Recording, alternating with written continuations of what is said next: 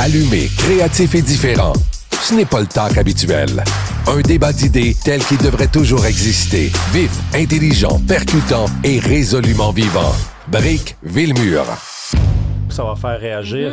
On va parler dans quelques instants à Anne Lovely-Étienne, qui est journaliste, chroniqueuse, qui est réalisatrice du documentaire Féminicide, qui traite notamment, là, je dis bien, des groupes Are We Dating the Same Guy? Donc ça, c'est un truc qu'on retrouve sur les réseaux sociaux.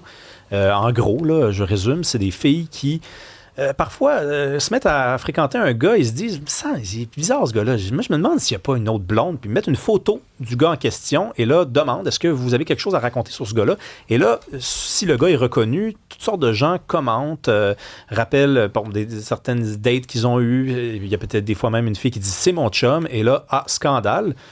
Moi, j'ai toujours été, Karima, très mal à l'aise avec ça.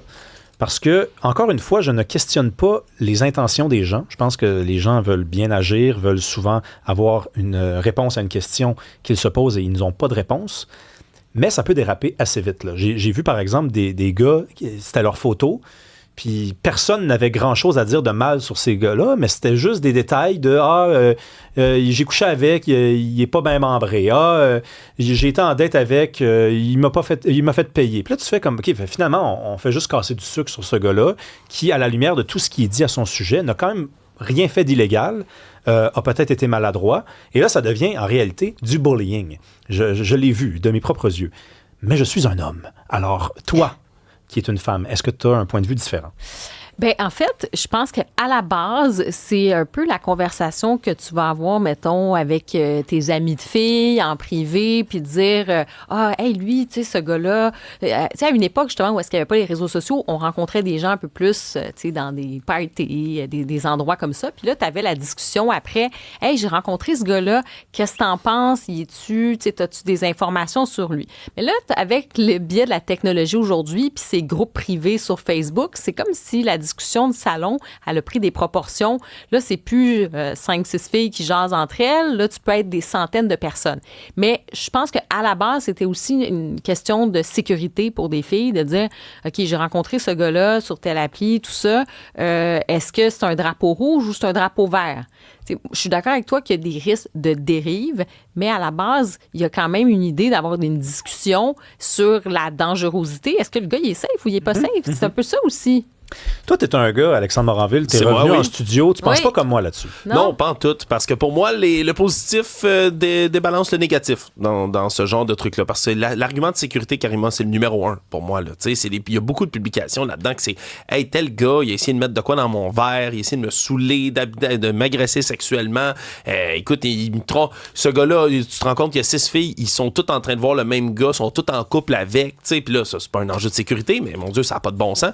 Pour moi, les quelques cas dans lesquels il y a un gars qui va se faire bitcher parce qu'il n'a pas payé à sa date, pour moi, c'est la goutte d'eau, le mal nécessaire là-dedans pour que il y a des femmes qui puissent avoir au moins un outil, au moins un outil, un levier pour être capable de débroussailler un peu le milieu du dating qui peut être franchement là, dépaysant puis démoralisant pour bien des femmes. En même temps, j'ai envie de te poser la question, Alex, t'es un gars, il n'y a pas un 2 poids 2 mesures, mais cette fois-ci envers les filles. C'est-à-dire que imagine si c'est des gars qui commençaient à commenter sur les réseaux sociaux sur les filles, j'ai l'impression que ça passerait pas, alors que pour les femmes, on se dit, ben oui, il y a l'argument de la sécurité. Tu trouves pas qu'il y a un 2 poids 2 mesures? Ben oui, peut-être, mais il existe. Ben, écoute, oui, mais c'est vrai, mais il existe ces groupes-là. Là. Il existe ces groupes-là de gars en ligne là, qui disent des affaires dégueulasses sur des femmes. Là, sur des filles en particulier? Ben oui, puis je veux dire, on a des enquêtes qui inventent des forums entiers dédiés à des gars qui prennent des photos à l'insu de leur conjointe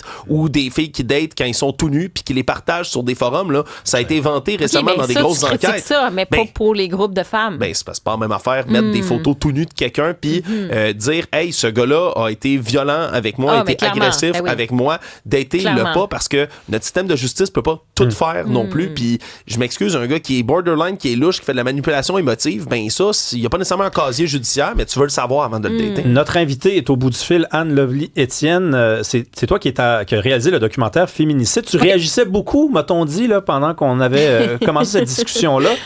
C'est quoi le ton en général sur ces pages-là? Moi, j'ai vu du bullying. Alexandre, lui, a vu autre chose. J'ai vu plusieurs filles plutôt se soucier de façon très sincère de certains garçons. Toi, tu les as fréquentés plus que nous, ces pages-là. Bien, en fait, pour avoir fait une enquête de presque 2 ans sur la page de We Dating the Same Guy de Montréal, parce qu'il faut dire qu'il y a 200 pages à travers le monde.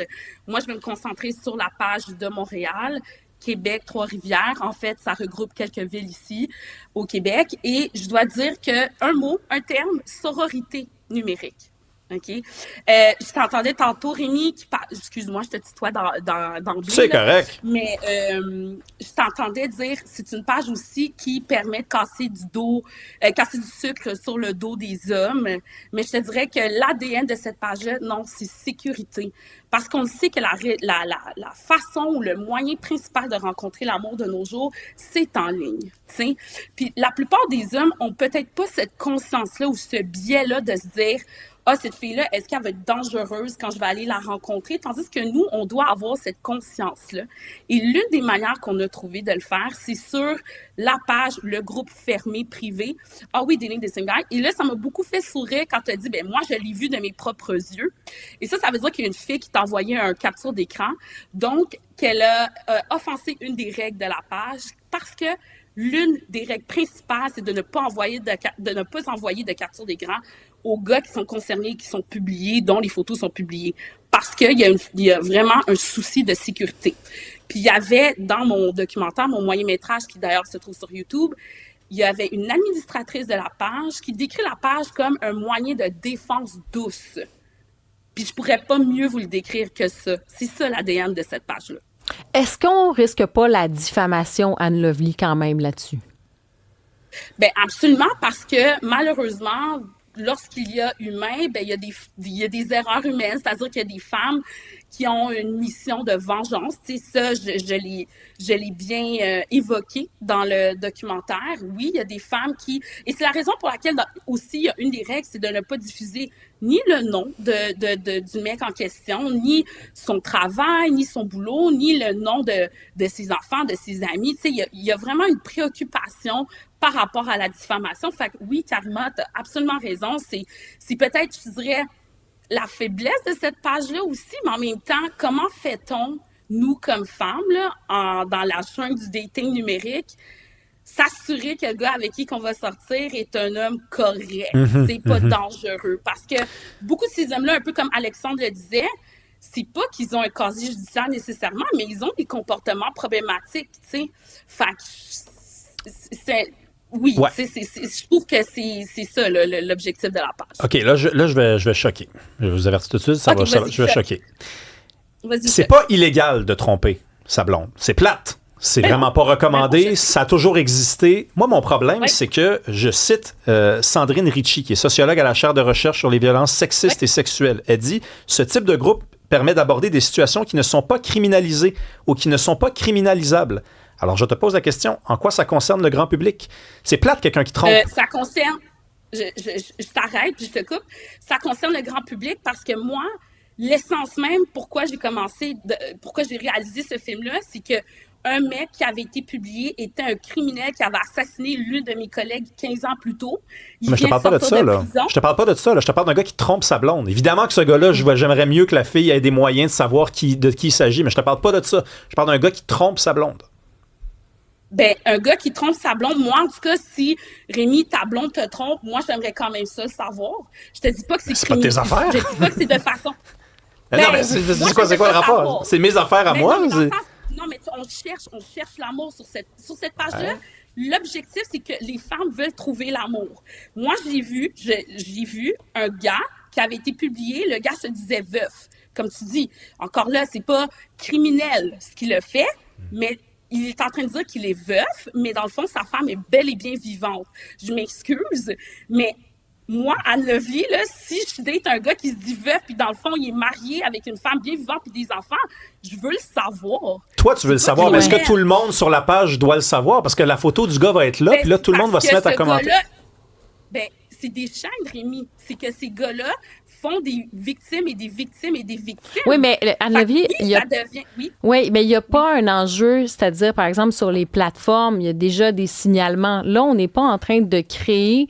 T'sais, moi, sur l'idée, OK, on veut se protéger, j'entends ça, mais j'ai quand même des grosses craintes sur les dérives. Là. C'est-à-dire qu'on n'est pas en train de créer des endroits, justement, à grande échelle de diffamation. Là. Tu vois un peu, c'est-à-dire que là, on crée un monstre aussi. Ça ne devrait pas être les plateformes ou est-ce qu'on devrait être un peu plus exigeant sur les plateformes pour signaler de la dangerosité? Mais les plateformes devraient avoir une responsabilité morale. Moi, j'ai été enquêtée là-dessus.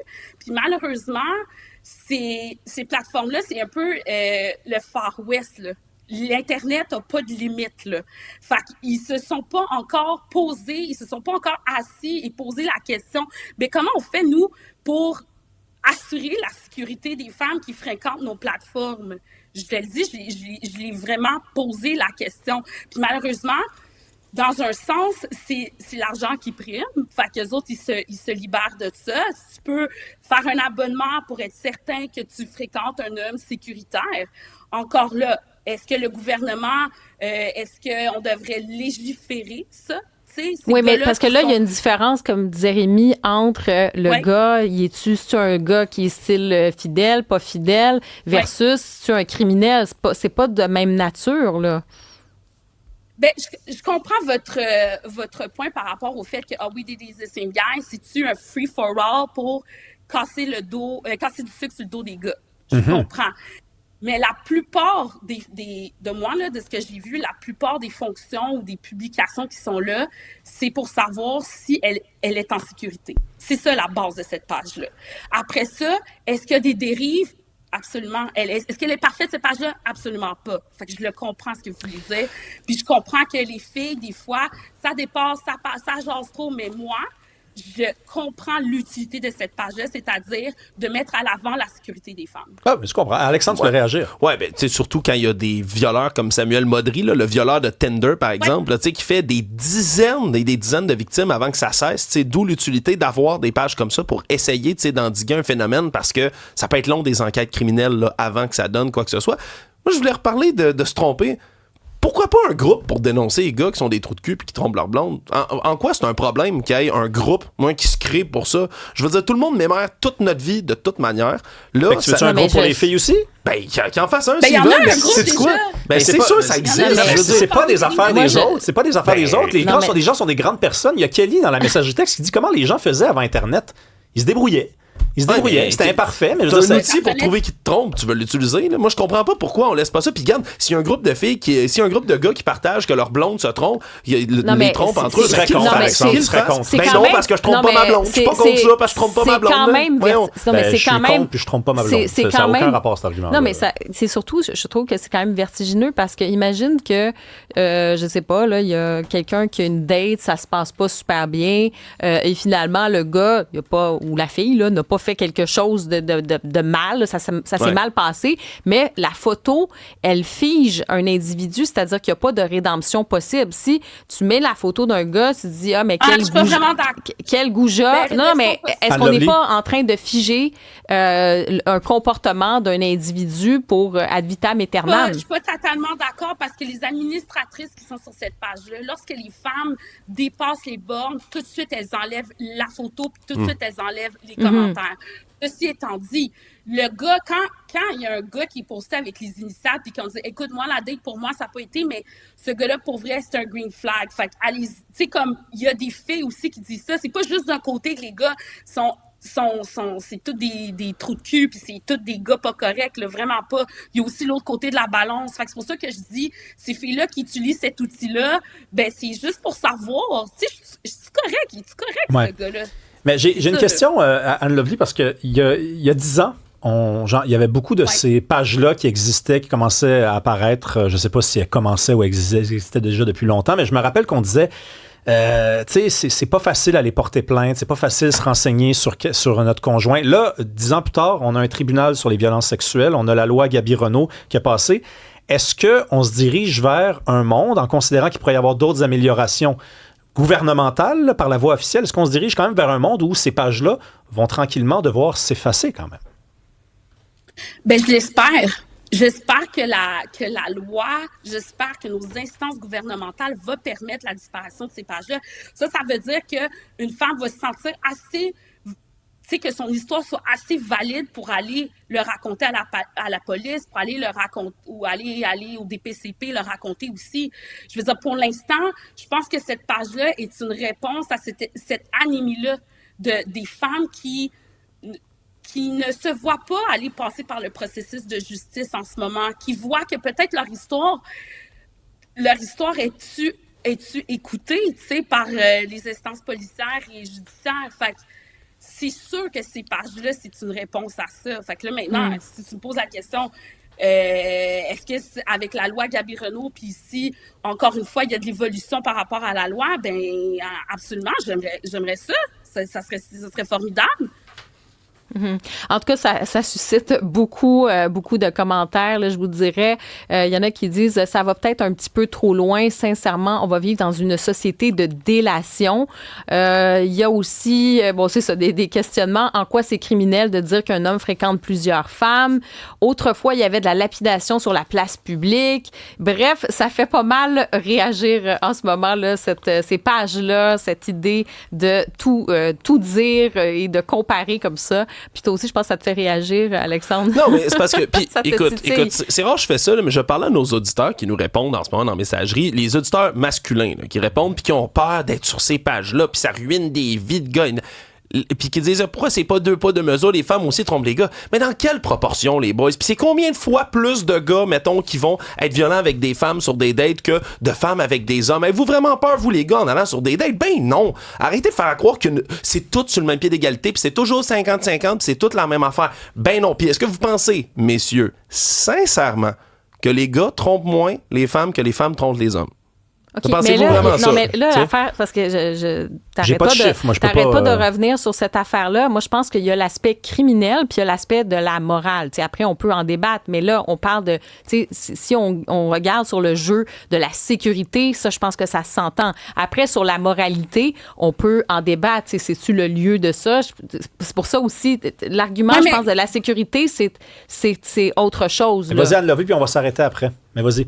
Puis, je veux juste dire, oui, Denis Nessinga, où est-ce qu'il y a d'autres façons de savoir qu'on peut être sécuritaire? Nommez-moi un autre moyen, là, en ce moment. Ben, la police. Nommez-moi d'autres choses. La police, maintenant, avec la loi. Comment part la police? Comment part la police? La police fait pas tout. Ben non, mais la police, c'est la police fait pas tout. Aller voir la police, c'est pas toutes les femmes qui veulent se rendre à la police. Je comprends, là, mais tu sais, c'est parce que oui, mais je comprends, Lovely, mais c'est pas parce qu'il y a des femmes qui sont pas à l'aise d'aller voir la police qu'il faut inventer une autre affaire qui peut déraper. Je comprends pas, là. Je veux dire, oui, Rémi. Bon, on n'est pas d'accord, c'est parfait, c'est correct, on n'est pas d'accord. C'est correct. C'est vraiment parfait. correct. Merci beaucoup d'être venu aujourd'hui. Merci, bye-bye. Merci, Alexandre.